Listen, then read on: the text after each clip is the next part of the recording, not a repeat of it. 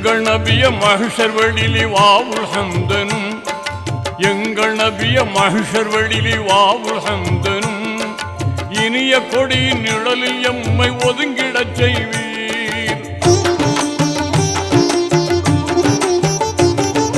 தங்க நபிய தங்கள் ஹவுலுல் கௌசரில் நாங்கள் அமுத தண்ணீர் பருகி தாகம் தீர்க்க தயவு செய்வீர்.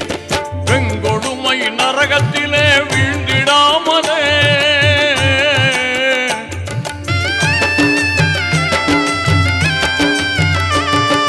வெங்கொடுமை நரகத்திலே வீழ்ந்திடாமலே வெற்றி மிகும் ஷஃபாஅத்தை தந்தருள்வீரே. மங்களங்கள் தங்கும் சொர்க்க பதியிலே